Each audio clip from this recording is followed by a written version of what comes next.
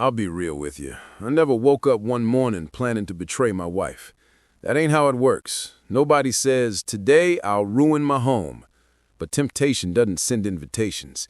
It just slides through the cracks when you're tired, stressed, and feeling overlooked. That night at the office, it was just me and her boss. Everyone else had gone home. My wife had texted me good night, and I sent her a heart back, thinking I'd be home in an hour. I meant it. But when her boss came over with that folder tucked under her arm, leaning on my desk like she had all the time in the world, my life took a turn I can't ever erase. She was sharp, confident, and smooth with her words. She knew exactly how to make a man feel seen. We were supposed to be talking numbers, projections, company stuff, but the way she laughed at my dry jokes, the way her hand brushed the table near mine, it wasn't business. It was a test. And instead of closing the book and heading home, I leaned in. My wife trusted me. And more than that, she trusted this woman. That thought should have been enough to build a wall. Instead, I treated it like a door that was already cracked open.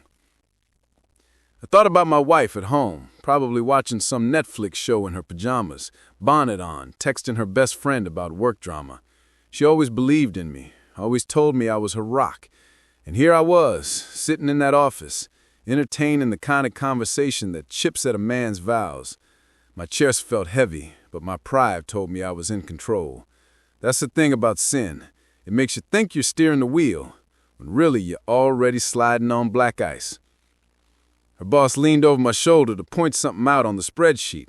Our knees didn't touch, but the space between them heated up like fire. I could smell her perfume, something citrus, sharp but sweet. She said I was easy to talk to. I laughed it off, but inside my heart was pounding like I'd just sprinted. I should have packed my bag, told her good night, and walked out that door. But I didn't. I stayed, and that decision set everything else in motion. If you're still listening, let me know what you think so far in the comments about what's going on in the story. Should I have left right then and there? Drop your thoughts below. I told myself it was harmless. That's the lie men use to soften the edge of guilt. Harmless, just paperwork, just jokes, just late-night company. But nothing about it was harmless. The way she looked at me wasn't harmless. The way my chest lit up when she laughed wasn't harmless. And deep down, I knew my wife would never see it that way. I imagined her face if she walked into that office at that exact moment, and the thought should have stopped me cold. Instead, it made me more reckless. I wanted to see how far the fire would spread before I got burned. The elevator dinged down the hall, and we both jumped, like kids who'd been cut. She laughed, and I laughed too, but the air between us had shifted. I walked out that night, telling myself nothing happened, that it was just late work, that I was still loyal. But deep down, I knew the seed had been planted. And seeds don't stay seeds. They grow into something you can't hide. The next day, I told myself I would avoid her office. Simple plan. Keep my head down, drown in emails, and walk straight out at 5. But temptation has better timing than discipline. She came to my desk just before lunch, leaning on the partition like she belonged there. She asked if I wanted to grab a bite, since we were both slammed and couldn't leave. I should have said I already had plans, but instead I nodded. The lie was small, just lunch. But small lies are like kindling. You don't notice the fire until the walls glow. We sat in the break room with sandwiches that tasted like cardboard. She talked about numbers, deadlines, team struggles. I half listened, half studied the way she stirred her coffee. I laughed at stories I had no business enjoying.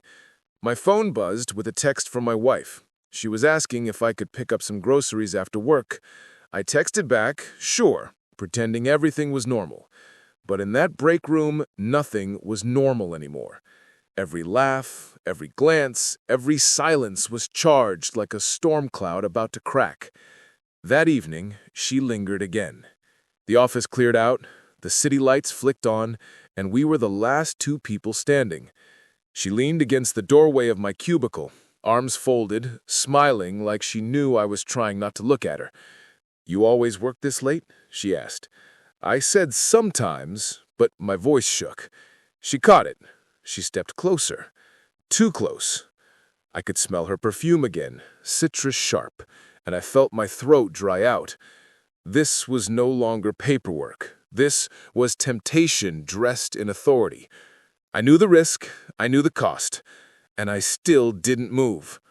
She asked if I wanted to review the presentation in her office where it was quieter. My chest felt heavy, but I said yes. The moment we stepped inside, the air changed. Her office smelled of lavender candles and ambition. She closed the door gently, and that sound echoed in my chest like a verdict. She sat across from me, but her eyes were steady, unblinking. We started with slides, bullet points, strategy, but 5 minutes in, we were no longer talking about work. We were talking about pressure, about stress, about loneliness that creeps in even when your life looks full. It was the kind of conversation that chips away at armor, the kind that makes you think vulnerability is intimacy. And then her hand brushed mine. Her hand lingered on mine just long enough to turn deniable into undeniable. I looked at her, and she didn't look away. The silence between us was louder than the hum of the vents. She leaned in slightly, and I leaned. Our lips brushed once, then twice, then fully. It wasn't fireworks. It was guilt wrapped in sugar. My chest pounded like I had been caught, even though no one else was in the room. I told myself it would stop at one kiss, but it didn't. Kisses stack quick when you're hungry and ashamed at the same time. By the time I pulled back, I had crossed a line that could never be erased. I sat back, staring at my hands, trying to convince myself it was a mistake, a one-off, nothing serious. But she leaned in again, whispering that nobody had to know, that we were just two people under pressure. Her voice was low, persuasive, and dangerous. My head screamed no, but my body betrayed me. I kissed her again, longer this time. The taste of betrayal settled on my tongue like ash. When we finally pulled apart, the room spun, and I knew there was no going back. I had opened a door that couldn't be closed. The worst part was how normal everything looked after. Paper still on the desk, coffee cup half full, a calendar on the wall with deadlines circled. But inside me, nothing was normal anymore. I gathered my things, avoiding her eyes, and muttered goodnight. She smiled like she had just won something. I left the office shaking, gripping the steering wheel so hard my knuckles turned white. I kept telling myself I had to stop, that it was a mistake I wouldn't repeat. But deep down, I knew better. Temptation doesn't stop when you feed it once. It grows hungrier. Driving home, my wife called to ask if I picked up groceries. I said yes, forcing my voice steady. She told me she loved me, and I told her back, but my throat tightened around the words. I pulled into the driveway, staring at the light in the window, the home I was supposed to protect. I had crossed the line, and no amount of shower water could wash it off. That night, lying next to her, listening to her breathe, I thought about what I had done, and the truth sat heavy in my chest. It wasn't an accident. It was a choice. The morning after crossing that line, I woke up to the sound of my wife humming in the kitchen, pancakes on the skillet, syrup on the counter, her voice soft and peaceful. It should have been a normal day, but normal had left me the night before. I kissed her cheek and pretended everything was the same, but my chest burned with the weight of what I carried. I could see her boss's lipstick in my mind, hear her whisper, feel her hand on mine. My wife asked me if I slept well. I said yes. That was the first of 1,000 lies. At work, everything looked the same, but felt different. When she walked past my desk, I felt heat on my neck. When she smiled, my chest tightened. We didn't talk about what happened, not out loud, but the silence between us was louder than any conversation. A glance in the hallway was enough to remind me of the secret. It was like carrying fire in my pocket. Nobody could see it, but I felt the burn every step I took. And worse, I started noticing how close she was to my wife. They'd chat in the break room, laugh in meetings, send each other texts. That's when the guilt doubled, because every laugh they shared was a knife digging deeper into me. One night, sitting on the couch, my wife was scrolling through her phone and chuckled. "My boss just sent me the funniest meme," she said, handing me the screen. I laughed too, but my stomach twisted. That phone lit up with the same name that carried my betrayal. I kept my face calm, but inside I was drowning. I wondered if she could see it on me, if women really do have that sixth sense. I thought about confessing right then, ripping the Band-Aid off, but fear choked me. Fear of losing her, fear of losing my home, fear of admitting I wasn't the man I pretended to be. Days turned into weeks, and the weight grew heavier. I snapped quicker, laughed less, avoided her eyes at the dinner table. She asked if I was stressed from work, and I nodded, grateful for the excuse she offered me. I let her believe the job was wearing me down, when really it was my own sin pressing on my chest. Every time her boss's name came up, my heart raced. I prayed she wouldn't notice. But secrets leave fingerprints. A late response, a slip of the tongue, a glance held too long. I knew it was only time before something cracked. If you're still listening, let me know what you think so far in the comments. Do you think secrets always find their way out? Type "truth comes out" in the chat if you believe it does. The first crack came one Thursday evening. My wife mentioned she might invite her boss and her husband over for dinner sometime soon. My fork froze halfway to my mouth. I forced a smile and said, "That sounded nice," but inside I was panicking. The thought of sitting across the table from both of them, pretending nothing happened, made my stomach turn. That night I couldn't sleep. I stared at the ceiling thinking about how fragile lives are. One wrong word, one suspicious glance, and everything could unravel. And deep down, I knew that dinner was coming whether I liked it or not. I started noticing her husband more too. He was a solid guy, hardworking, polite. He'd shake my hand firm at company events, talk about sports, nod respectfully. The kind of man who didn't deserve betrayal. That made it worse. Every time I looked him in the eye, my chest felt heavier. I wondered if he would ever find out, if his eyes would one day harden when he looked at me. I carried that fear everywhere I went, like an alarm waiting to go off. By the end of that month, I was living in two worlds. At home, I was the husband, fixing the sink, taking out trash, kissing my wife goodnight. At work, I was the liar, sharing glances, trading whispers, replaying that night in my head. The two lives pressed against each other, and I could feel the walls starting to crack. A man can only carry that weight so long before it breaks him, and deep down, I knew my time was running out. Every night, I prayed for strength, but my prayers sounded hollow. I was asking God to protect me from the consequences I had chosen. I wanted forgiveness without confession, mercy without truth. And even as I folded my hands, I knew that wasn't how it worked. I could keep lying to my wife, to her boss's husband, to myself, but I couldn't lie to God. That truth haunted me, louder than the silence in our home, and I realized the hidden truth wouldn't stay hidden forever. Guilt is not loud. It whispers, it waits. It doesn't knock your door down, it just sits in your living room until you trip over it. Every morning after that night, guilt rode shotgun with me. It was there in the mirror when I shaved, and the smell of coffee when my wife handed me a mug, and the quiet moments when I should have felt peace. She smiled, asking if I slept well, and I said yes, but my stomach turned with the taste of a lie. Lies are heavy. One lie turns into 1,000, and I could feel the weight stacking higher on my shoulders every day.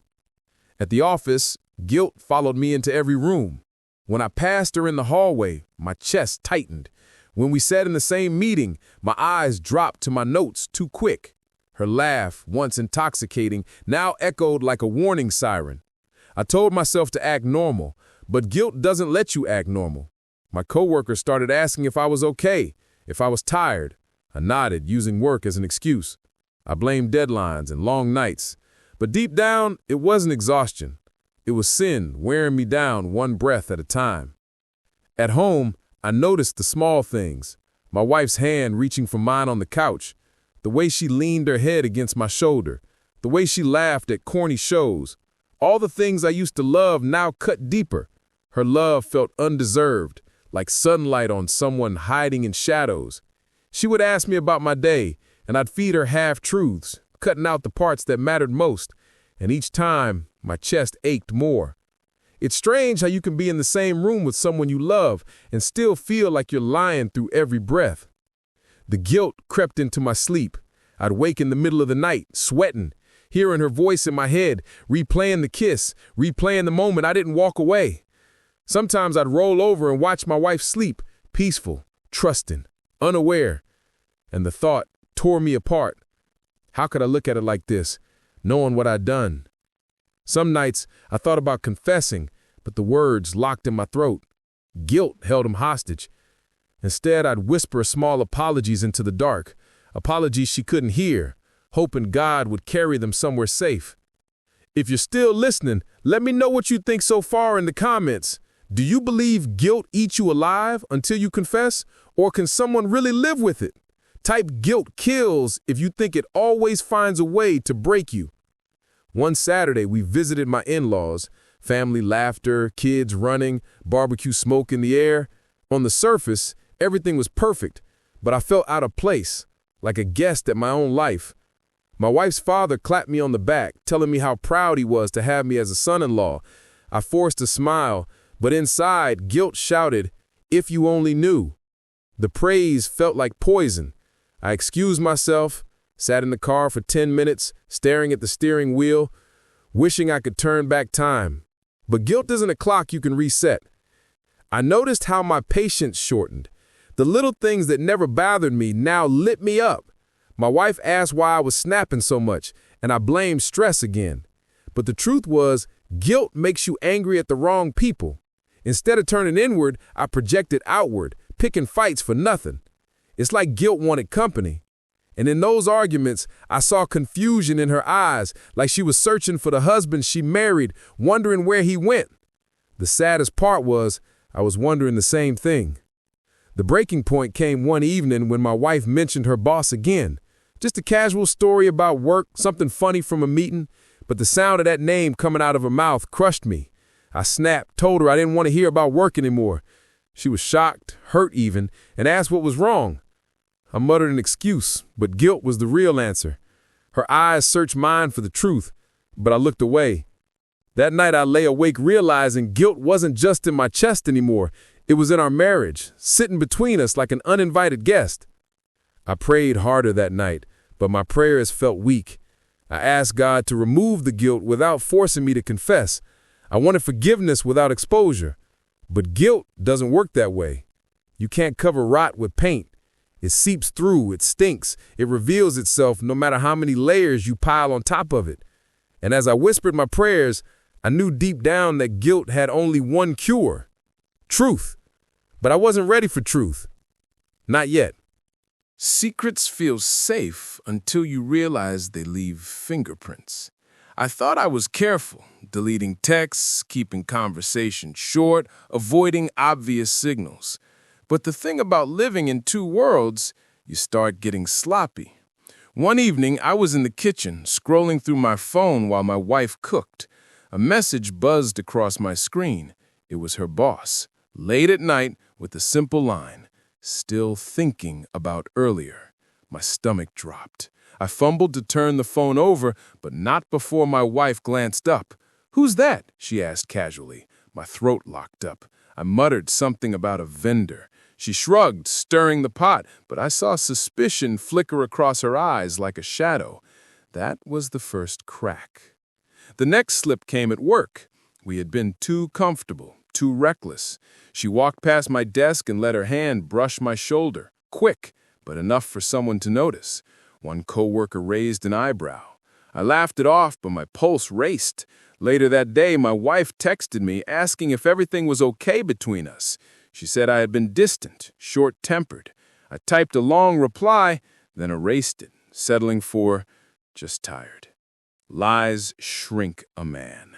I could feel myself getting smaller every day. The real slip happened on a Friday. I was supposed to meet my wife for dinner, but her boss asked if I could stay late and help finalize some reports. I agreed, like a fool. We stayed in her office, papers spread everywhere, laughter too loud for the hour. At one point, she handed me her phone to check a file she saved. That's when I saw it. Our messages still in her thread. She hadn't deleted them. Pictures, words, late-night jokes. My heart stopped. If her husband ever saw those, it would all explode. I told her to be more careful, but even saying it out loud felt like admitting we were drowning. She smirked, brushing it off, but I knew we were one mistake away from exposure. That same night, I slipped again. I walked into the house, still carrying the smell of her perfume. My wife hugged me and stepped back, narrowing her eyes. "You smell different," she said softly. I froze, my mind scrambling for answers. "Probably from the office," I muttered, tossing my jacket on the chair. She didn't press, but her silence was heavier than any accusation. I went upstairs, sat on the edge of the bed, and realized the truth. Secrets don't need to be shouted. They leak through silence, through smells, through slips too small to erase. If you're still listening, let me know what you think in the comments. Do you believe every secret eventually slips out? Type "secrets leak" if you think the truth always finds a crack. The following week, my wife asked if she could borrow my phone to make a quick call. My chest tightened, but I handed it over, praying nothing would pop up. She dialed, but just as she set the phone down, a notification flashed across the screen. It was her boss again. Last night was worth it. My wife froze. My blood ran cold. I snatched the phone too quick, stammering something about it being work-related. Her face didn't show anger yet, just confusion. Confusion can be more dangerous than rage. Confusion turns into investigation. Investigation turns into discovery. That night, I barely slept. My wife lay beside me, quiet, her back turned. I knew she was awake. I knew questions were circling in her head. I wanted to tell the truth, but the words wouldn't come. I stared at the ceiling, wondering how close I was to losing it all. Guilt already had me broken. But fear, that was worse. Fear that the truth was standing at the door, knocking louder every day. Fear that my slip-ups weren't accidents, but signs of a story I couldn't hide anymore. Confrontations don't schedule appointments. They show up unannounced, heavy and loud. Mine came on a Wednesday night, after dinner.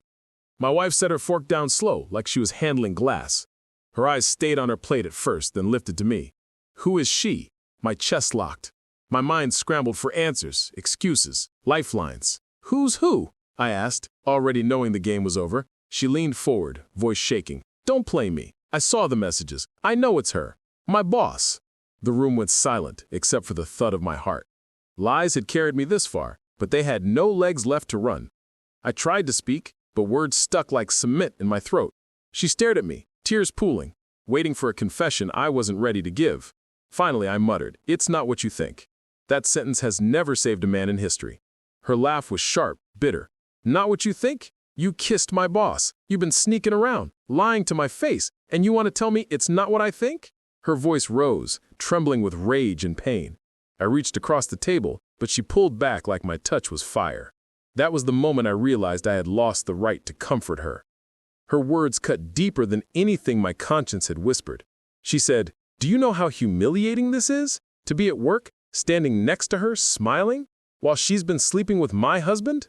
Her pain wasn't just betrayal. It was public betrayal, the kind that burns dignity down to ash. I tried to explain, tried to frame it as weakness, temptation, a mistake. But excuses are gasoline on a fire. She shouted, "You chose this. Don't tell me it just happened. You chose it." And the truth is, she was right. Every step, every glance, every late night was a choice I made. The shouting woke something in me I hadn't faced. Fear. Fear of losing her, fear of losing our home, fear of being exposed for what I really was. Selfish. She stood up, pacing the room, tears streaking her cheeks. She grabbed her phone, waving it in the air. Should I call her right now? Should I call her husband? See what he thinks about all this? My stomach dropped. If he found out, if she told him, it wouldn't just be my marriage on the line. It would be a war. I said, "Please don't," my voice low, desperate. She stopped, stared at me with disgust, and whispered, "Now you beg?" If you're still listening, let me know what you think so far in the comments. Do you think I should have confessed everything right then, or fought to protect myself? Type "confess" if you think the truth was the only way forward. She didn't wait for my answer. She stormed into the bedroom, slamming the door so hard the walls shook. I sat at the table, staring at cold food, shaking, empty. My phone buzzed. Her boss, texting again. We need to talk. The irony crushed me. One woman crying in the next room, another still pulling me deeper into the fire. I typed nothing, left it unanswered. I couldn't deal with both at once. I went to the bedroom door, knocked soft, begged for her to open. Silence. When she finally did, her eyes were swollen, her face streaked. She said, "Don't touch me." And she meant it. That night I slept on the couch staring at the ceiling, feeling the weight of everything crash down. The confrontation wasn't just words, it was the start of collapse. Trust was the foundation of our marriage, and I had shattered it with my own hands. I realized in that moment, guilt had been loud, but her pain was louder. It filled every corner of the house, every silence between us, every breath I took. I thought guilt was heavy, but betrayal? That's unbearable. In the morning, she didn't say a word. She grabbed her bag, left for work, and the slam of the door echoed longer than her footsteps. I sat there alone, realizing the truth. There's no hiding after a confrontation. Once the words are out, once the tears are shed, the world never goes back to normal. I had broken something sacred, and I knew there was no fixing it with flowers or apologies. This wasn't a fight to move past. This was a wound that would bleed until the whole truth was told. The thing about secrets is they never stay between two people. They leak, they spread, they pull others into the fire. My wife didn't shout it from the rooftops, but pain has a way of finding company. One night, her boss's husband showed up at our house. No text, no call, just a knock on the door heavy enough to shake the frame. When I opened it, he was standing there, jaw tight, eyes burning. My stomach dropped. "We need to talk," he said. Not a question, not a suggestion, a demand. And in that moment, I knew the walls were caving in. We sat in the living room, but there was no comfort in that space. My wife stayed in the kitchen, pacing, listening.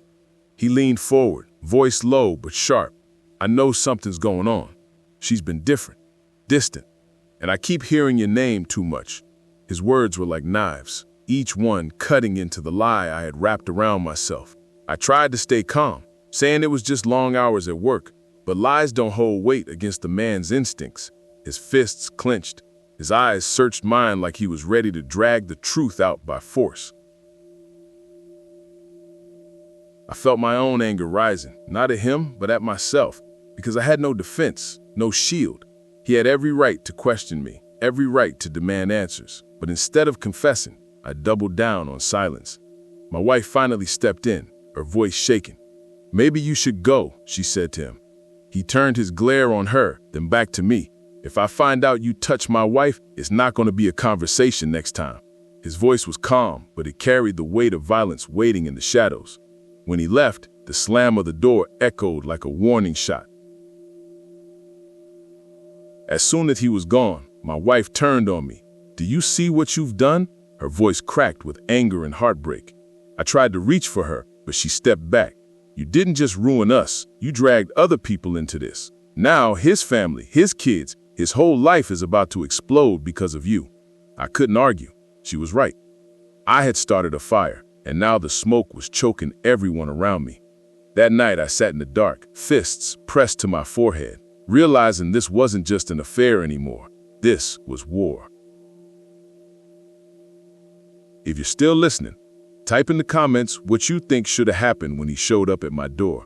Should I have confessed right there or kept holding back? Type fight or confess to let me know which way you would have gone.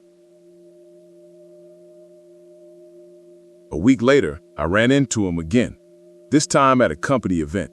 Suits, drinks, fake smiles, but his eyes cut through me the second we locked gazes. He walked straight over, no hesitation. "We need to settle this," he muttered, jaw tight. My wife grabbed my arm, whispering for me to stay calm, but he wasn't whispering. His voice grew louder. "You think you can disrespect me, my home, my marriage?" Head started turning. The air thickened with tension. He shoved me once, hard enough to rattle the glass in my hand. Instinct told me to swing back, but fear told me to stand still. It took everything in me not to escalate, but that didn't stop the rage in his eyes. It only promised it wasn't over. That night lying awake, I realized the ripple effect of sin. One choice had spiraled into chaos. It wasn't just between me and her anymore. It was between two marriages, two households, two men standing eye to eye with fists clenched. And I knew the next time we crossed paths, it might not end with words. The guilt that once whispered was now screaming, and the walls of my life felt ready to collapse. But even in that storm, I knew one truth. God saw it all, and sooner or later, His judgment would hit harder than any punch. The house was silent after that. My wife barely spoke. I barely breathed. I felt like a man waiting for a sentence he already knew he deserved. Every knock at the door, every buzz of the phone made my chest tighten. Was it him? Was it her? Was it the end finally crashing in? I carried that fear everywhere, and deep down, I knew there's no winning when the husbands clash. There's only damage, and I was the one who lit the fuse. It happened sooner than I thought. Betrayal has a way of forcing meetings nobody wants. One evening, my wife came home from work with her jaw tight and her eyes sharper than glass. She didn't speak right away. She just paced the kitchen, arms folded. Finally, she said, "She knows I know." My chest tightened. "What do you mean?" I asked. She looked me dead in the eyes. We had words. At the office. In front of people. I felt my stomach flip. The clash I had feared was here, and it wasn't between the men this time. It was between the women. Their trust, their friendship, their pride burning down in flames. She told me how her boss had pulled her aside, voice low, trying to act like nothing happened. But my wife wasn't having it. "Don't you dare smile at me! Don't you dare act like you didn't cross every line!" My wife's words were fire, the kind that doesn't wait for an apology. And when her boss tried to spin it, tried to say it was just a mistake or stress at work, my wife cut her down. "You were supposed to be my friend, my mentor, and you slept with my husband." The silence after that was louder than shouting.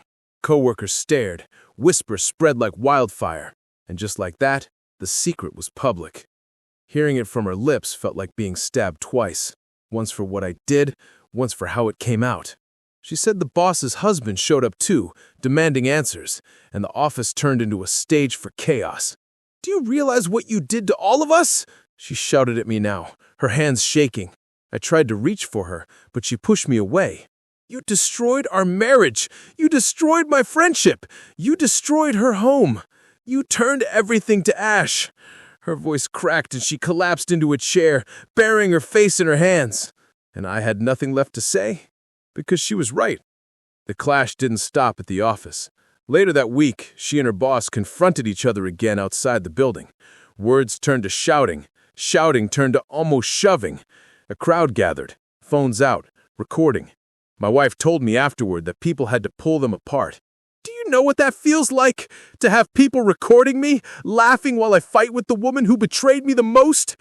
I felt sick, not just from the affair, but from the humiliation she had to carry. The damage wasn't private anymore. It was spectacle, and all roads pointed back to me. If you're still listening, tell me in the comments what you think. Could a marriage survive something this messy, this public? Type "too far" if you think this is the point of no return. The boss didn't back down either. She sent messages, calling my wife dramatic, trying to twist the story. But my wife wasn't buying it. She showed me one text that made my blood run cold. If he didn't want me, he wouldn't have come to me. My wife shoved the phone in my chest and said, "Read it again. This is what you threw me away for." The shame was unbearable. I wanted to defend myself, to say it wasn't like that, but lies had no legs to stand on. The truth was naked, ugly, and it stood right between us. I realized the wives' clash was worse than the husbands'. Men threatened fists, but women cut with words that leave scars forever. My wife's pain wasn't just about me. It was about her dignity, her trust, her identity as a wife, a friend, a woman betrayed by two people she should have been safe with. And I had been the match that lit that fire. Watching her unravel, watching her break in ways I couldn't fix, I finally understood the depth of what I had done. And the truth is, I didn't just lose her respect. I lost myself. That night, our house was silent, except for her quiet sobs behind the bedroom door.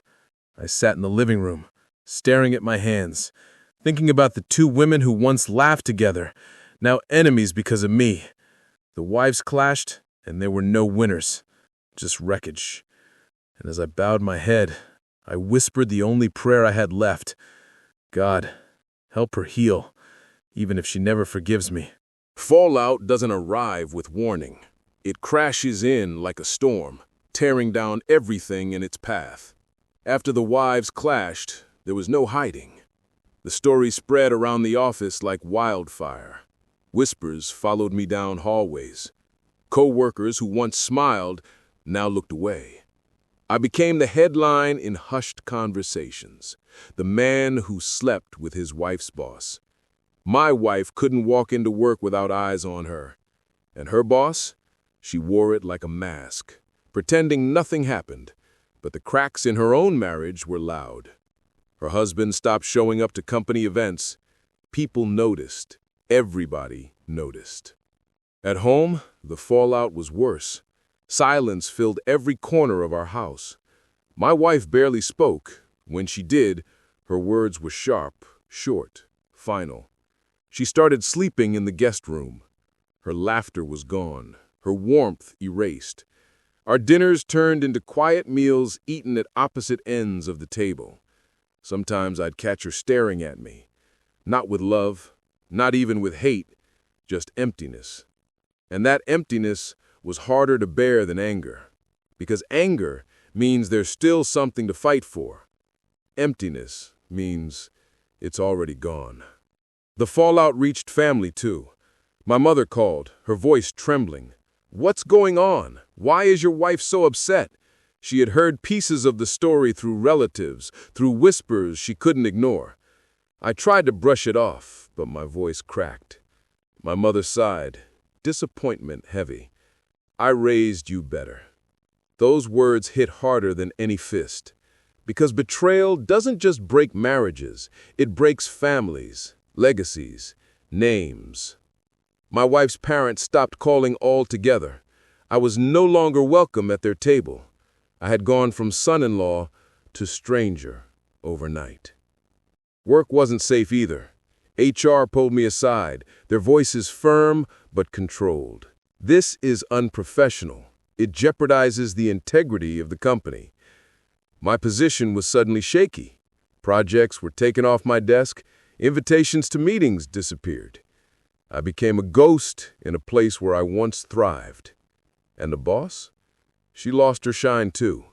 Rumors spread. Promotions vanished. Trust evaporated. The fallout was no longer personal. It was professional. Careers, reputations, and futures lay in ruins, all because we crossed the line we couldn't uncross. If you're still listening, drop your thoughts in the comments. Do you think all affairs end like this? Scorched earth and broken lives? Type fallout if you think the destruction always outweighs the thrill. The heaviest part of the fallout came one night when my wife finally spoke the words I'd been dreading. "I don't know if I can do this anymore." Her voice cracked, but her eyes stayed cold. I begged, pleaded, promised to change. I swore it was over, that I wanted her and only her. But she shook her head. "You didn't just break my heart. You broke my trust, and trust doesn't come back." I reached for her hand, but she pulled away. The silence after her words was louder than any argument. That silence was the sound of something ending. I walked the streets some nights, hands in my pockets, thinking about how fast everything collapsed. One choice, one kiss, one secret had grown into a wreckage that took down 4 people, 2 marriages, and 2 homes. And for what? A thrill? A moment of weakness? A selfish decision. That's the thing about fallout. You never measure it right. You think you can control the damage, but sin doesn't stop at the line you draw. It spreads. It burns. It destroys more than you ever imagined. In the middle of that storm, I started to pray again. Not shallow prayers, not half-hearted whispers, but raw cries. I asked God to help her heal, to help me face what I'd done, to help me accept the consequences. Because fallout isn't just about punishment, it's about facing the truth. And the truth was, I had destroyed something sacred. The only thing left was to stand in the ashes and ask for forgiveness. Whether my wife gave it or not, I knew I had to seek it from God. Because without Him, the fallout would consume me completely. When the dust finally settled, I was left standing in the ruins of my own decisions. The house was quiet, too quiet. My wife spoke less than ever. The laughter, the easy rhythm, the warmth, it was gone. The job that once gave me pride now felt like a cage.